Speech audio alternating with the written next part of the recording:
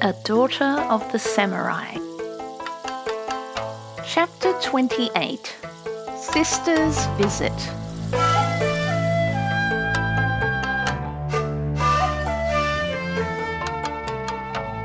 That summer, Mother was far from well. Lately, her occasional attacks of asthma had become more frequent and trying. Thinking that a visit from my eldest sister, who had always lived near our old home, would give Mother the happiness not only of seeing her daughter, but also of hearing the pleasant gossip of old neighbours and friends, I wrote asking her to come to Tokyo. In a few weeks she was with us and proved a veritable blessing to us all. She was a comfort to Mother, a wise adviser to me, and an encyclopedia of interesting family history to the children, for there was nothing sister liked best than telling stories of our old home as it was when she was a child. Almost every day that summer, about the time the sun was sinking behind the tiled roof of our neighbour's tall house and the cool shadows were creeping across our garden, we would gather in the big room opening on the porch. One at a time we came, each fresh from a hot bath and clothed in the coolest of linen. Mother sat on her silk cushion, straight and dignified, but sister, more informal, usually discarded a cushion, preferring instead the cool, clean mats. She was a beautiful woman.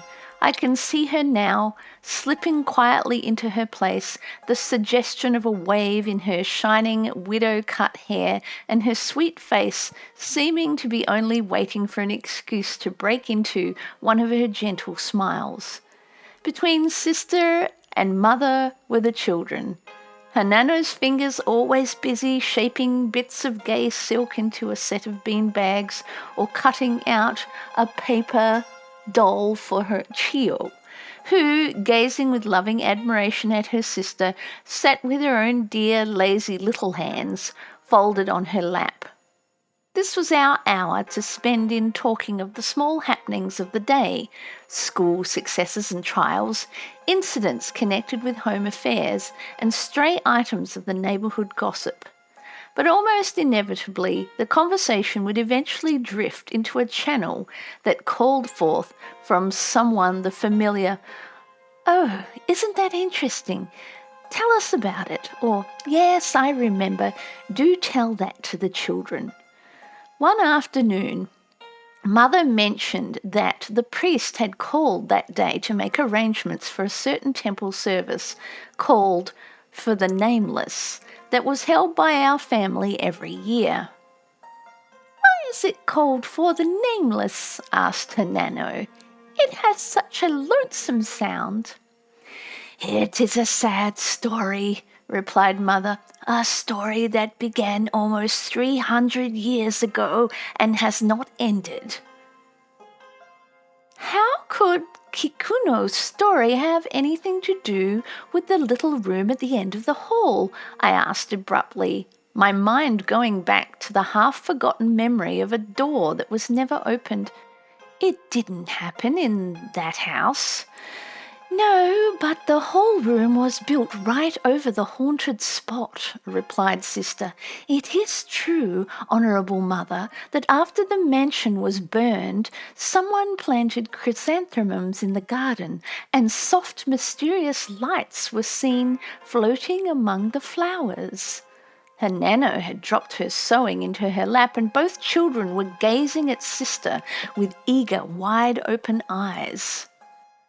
"Your fate until dinner time is decided, Sister," I laughed. "The children sent a story. Now you can tell them why you wouldn't use the cushion decorated with chrysanthemums at the restaurant the other day." "I must seem foolish-minded to you, Etsubo, with your progressive ideas," said Sister with a half-ashamed smile, "but I have never outgrown the feeling that chrysanthemums are an omen of misfortune to our family." "I know," I said sympathetically. "I used to feel so too. I didn't really get over it until I went to America.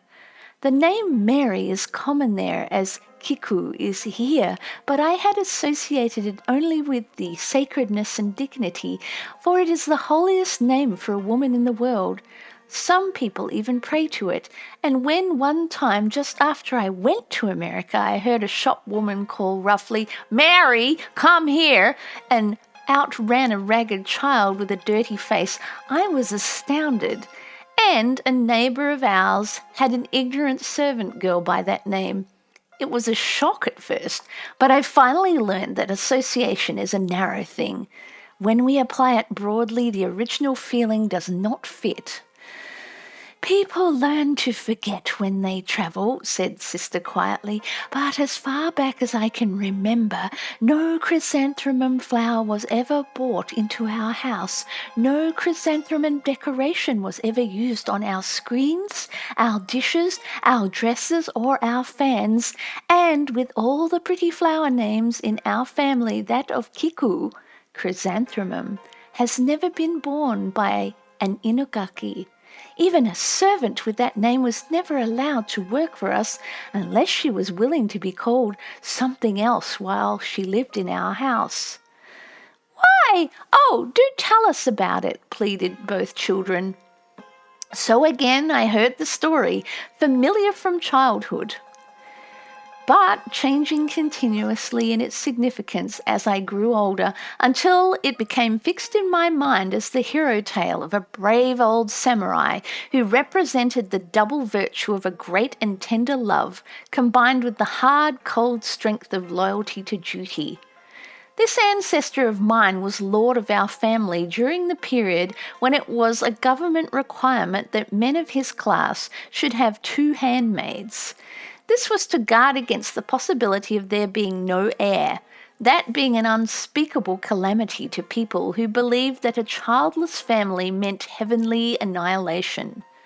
Handmaids were always selected by the wife from families of her own rank, and their position, although inferior in influence, was considered as honoured as that of the wife. The second of my ancestors' handmaids was named Kikuno. Her lord was old enough to be her father, but it must be true that he loved her, for our family records show that he loaded her relatives with gifts and with honours. Of course, we Japanese never say anything not nice about our ancestors, and it may be that family traditions are not always reliable, but they all praise this man, and I like to believe them true. Every house of noble class in those days was divided into the home department ruled by the mistress, where there were only women attendants, and the lord's department, where every branch of work was done by men. For delicate and artistic duties such as tea serving and flower arranging, graceful youths were chosen who dressed in gay garments with swinging sleeves like girls and wore their hair in an artistic crown queue with fluffy sides. Among these attendants of my ancestor was a youth who was an especial favourite. He must have possessed both rank and culture, for he was the son of his lord's highest retainer.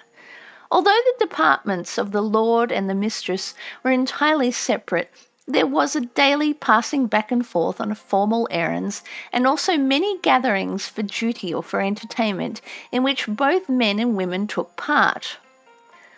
On these occasions, the gentle Kikuno and the handsome youth were frequently thrown together. She was only 17, her lord was twice her age, and his thoughts were of war and its grim duties. The gentle, soft-voiced youth whose talk of poetry and flowers won her heart, and it was the old story of Lancelot and Guinevere.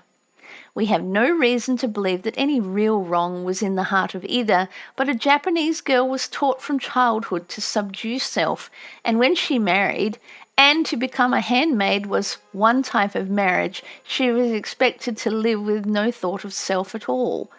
Rumours reached the ears of the master, but he waved them aside as absurd. One day, however, he walked into the great room adjoining the court and found the two talking in low voices and, an unpardonable breach of etiquette, alone. This was, of course, a stain on the family name, which, according to the code of honor of that day, could be wiped out only with blood, or a disgrace 1,000 times worse than death. The exile of the culprits through the Watergate, thus making them outcasts. The old lord was merciful and allowed them honourable death by the sword. Both recognised the justice of their fate. Kikuno went away to prepare for death, and the young man, with slow and ceremonious dignity, removed his 2 swords and slipped his right arm from his outer dress, leaving only the white silk undergarment. Then he gave the sash a quick loosening jerk, and with his short sword in his hand, quietly seated himself on the mat. I often pity the wronged lord as I think of him sitting there erect and silent. I know his heart was full of grief as well as bitterness and indignation, but whatever the struggle within, he had to be true to the duty plainly marked out by the exhonourable usage of the day. Poor Kikuno went to her baby boy for a few last loving touches as he lay sleeping in his nurse's arm. But she said goodbye to no one else. She washed the rouge from her lips, loosened her hair, tied it with the paper death bow, and put on her white death robe. Then she went back to her room where her lover and her lord were silently waiting. Without the slightest deviation, the unchanging ceremony of Japanese etiquette was carried out. She kneeled and bowed deeply, first to her wronged lord, and then to the beautiful girl-dressed youth beside him. Seating herself with her face to the west, she took her long sash of soft crepe and tightly bound her folded knees. For one moment she placed together her hands, clasping a crystal rosary, then slipping the rosary over one wrist, she lifted her dagger to press the point to her throat. Her lord was a stern and just man, but he must have loved the woman very tenderly, for he did a wonderful thing. Leaning quickly forward, he took away her dagger and placed in her hand his own short sword. It was a Masamune, a precious family heirloom, and sacred because a gift to his grandfather from the great Ieyasu. Well, they both died, the youth bravely like a samurai, but poor Kikuno threw out one hand as she fell, which struck the plaster wall and left a lasting stain. The man's body was sent to his family with the polite message that his death had taken place suddenly. Everyone understood and, like the youth himself, recognized the justice of his fate. He was buried at midnight, and ever afterward both the temple and his family gave him only silent death anniversaries. But the woman was buried with great honour, suitable to the mother of the young lord, and a large sum was given to charity in her name. Then the Lord forbade any of his descendants ever to cultivate the chrysanthemum flower or to allow the name Kiku in the household.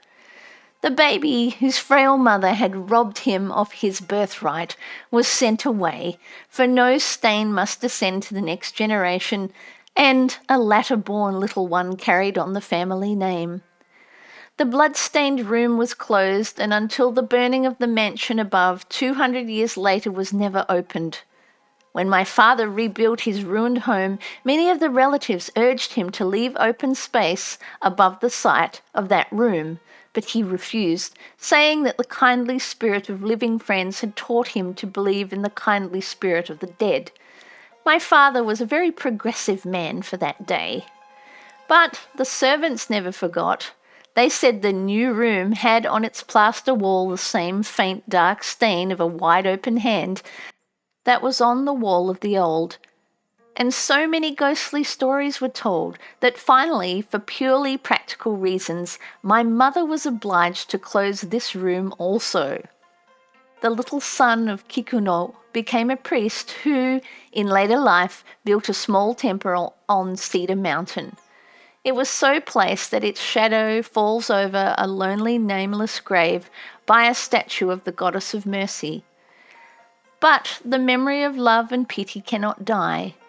For almost 300 years, my stern old ancestor has lain among his people in his extravagant bed of vermilion and charcoal, and for almost 300 years, the descendants of the name whose honour he upheld have, in respect for his unexpressed heart wish, held each year a sacred service in memory of the Nameless.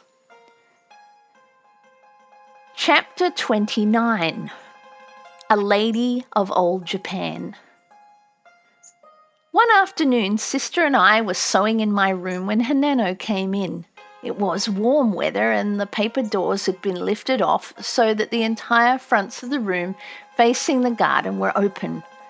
We could look across and see Mother sitting beside the dining room firebox, holding her long, slender pipe in her hand and gazing out into the garden as if her thoughts were far away.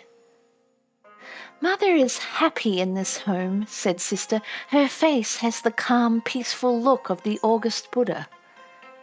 "I wonder," said Hanano thoughtfully, "if Honourable Grandmother was ever really, strongly, terribly excited in all her life." Sister looked at Hanano with a strange smile. "I never saw her seem excited," she said slowly. "It was a terrible time when we left the old home, but Mother was calm and steady. She commanded like a general of the battlefield." "Oh, tell me," cried Hanano, sitting up very straight. "Tell me all about it." "Perhaps it would be well, Sister," I said. "Hanano is old enough to know. Tell her all of Mother's life that you can remember." So she told how Mother, when only 13 years of age, was lifted into her wedding palanquin and accompanied by a long procession of attendants, headed by spearmen and followed by her father's guards, journeyed into her new home. Father was first counsellor of the Daimate, and his bride came to a mansion so spacious that in all the years she lived in it there were rooms in which she never set her foot. She saw little of her husband, for his duties as ruler obliged him to make frequent journeys to the capital, and the young wife filled her time in writing poems on slender cards of gold and silver or playing dolls with her attendants, for after all, she was only a child. In time, a son and 2 daughters were born, but the little girls, with nurses to take every care from their mother, were a good deal like beautiful playthings to her, and her son, the heir, who was to carry on the family name, had so many attendants with various duties that she saw him only at stated intervals. He was like a precious jewel for which she had strong affection, but still stronger was the feeling of pride. So, in the big peaceful mansion, the girl-wife passed the pleasant uneventful years. Then changes came, for clouds of war were gathering slowly over the land.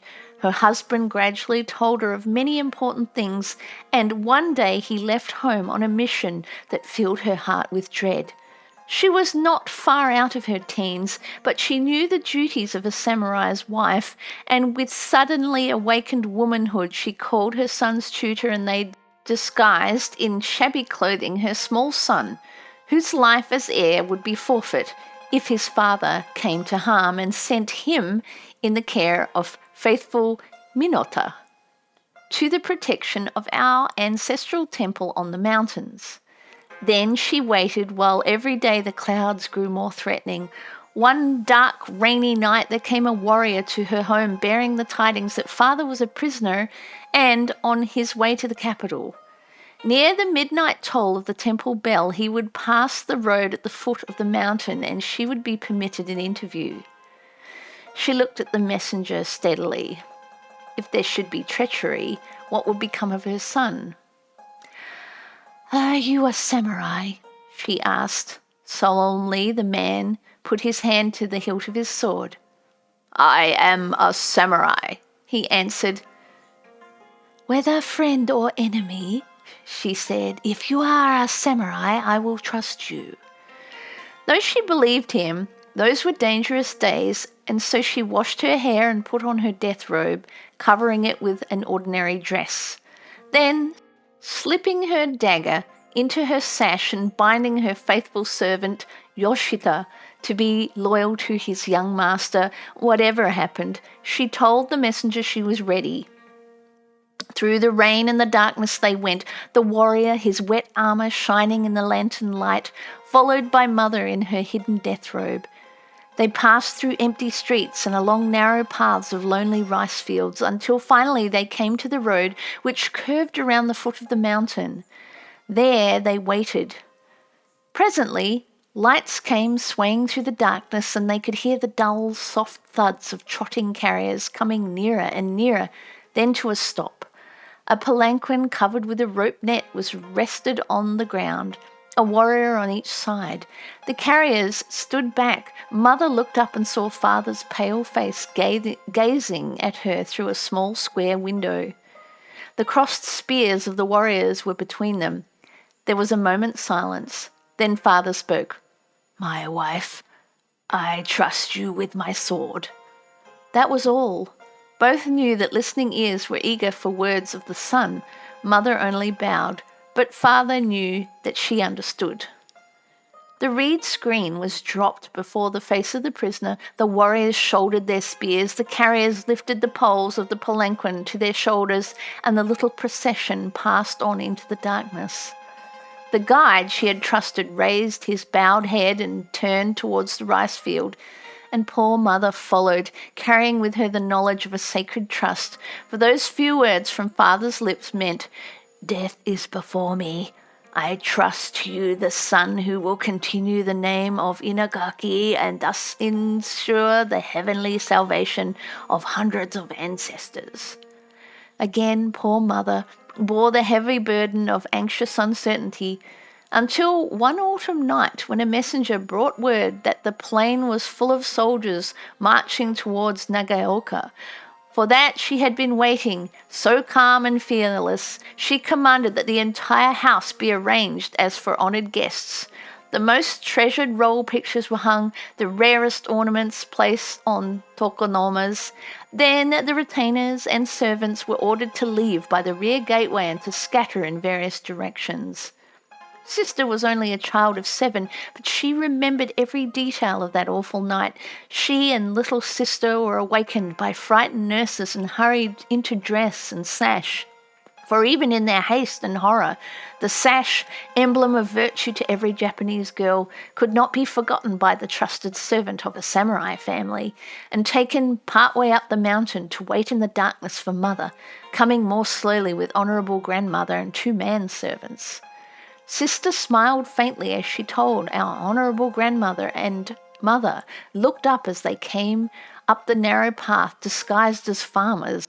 Honourable Grandmother's straw coat kept pulling apart and showing her purple dress, which was of a kind worn only by a retired mistress of her rank, and which she had stubbornly refused to have removed, and she would not walk with her toes turned out as peasants do.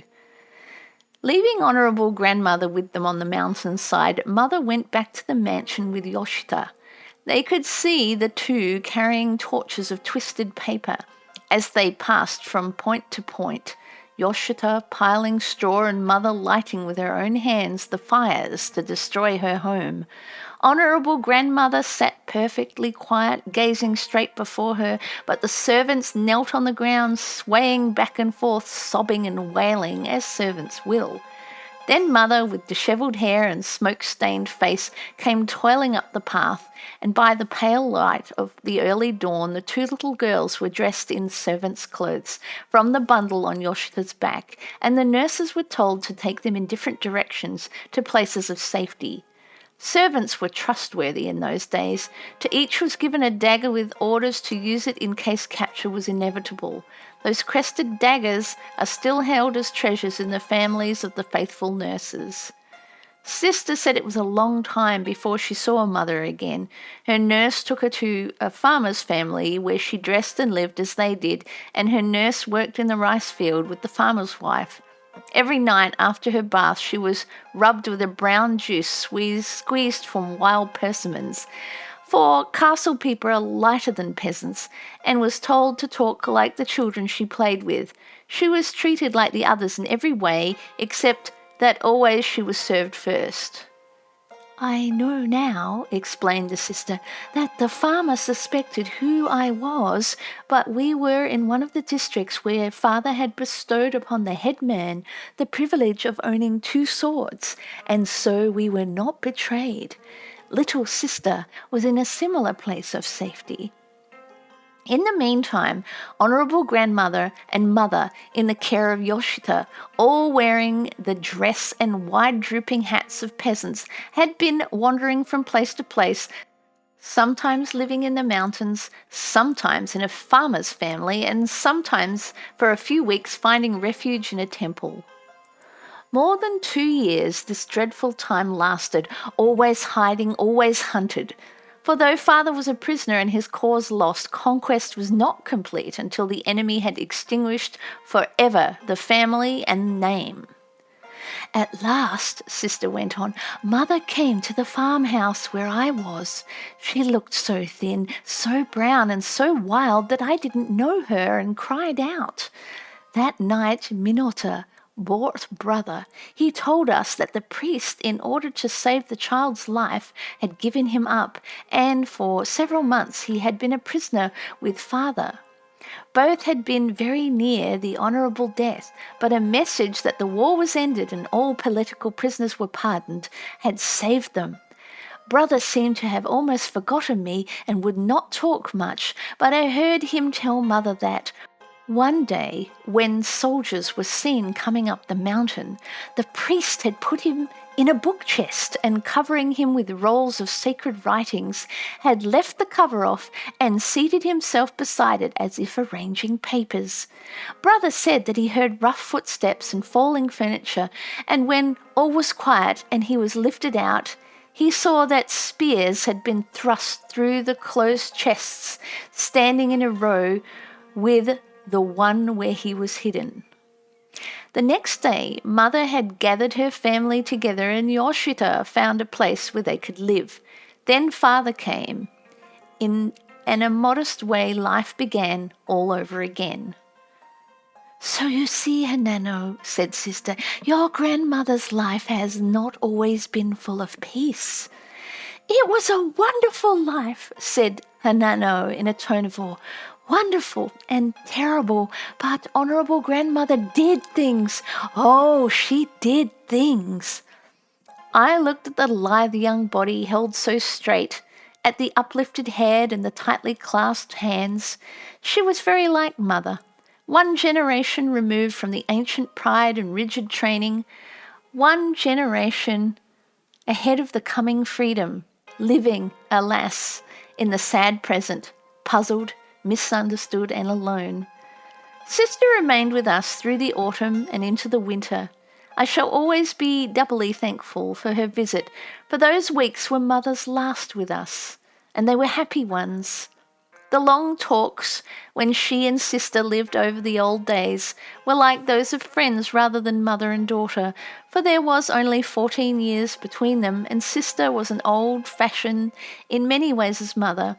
And when the sorrowful time came, sister's presence was an especial comfort to me, for she was familiar with all the old customs and could direct with a tenderness that no other could have shown.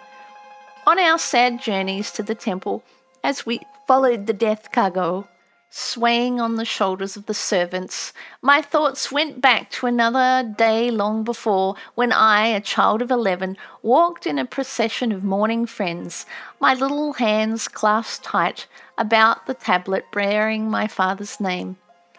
Over the narrow paths of the rice fields we wound after the chanting priests, while from the high tossing baskets, carried on long poles by their attendants, showered hundreds of tiny pieces of the 5-coloured sacred paper.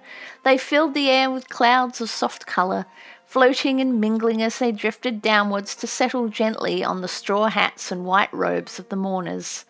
Now everything was different. Even the honours we show our dead must bow to the world's changes, and the services for mother were the simplest possible, to be in accord with her former rank.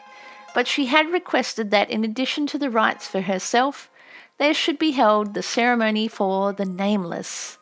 My noble, loyal mother True to her wifehood and to the husband's family, even as she was entering the door of death, she had remembered poor Kikuno, for whom no prayer was ever offered except in this lonely service, and since brother, the head of the family, was a Christian, she knew it would never again be observed.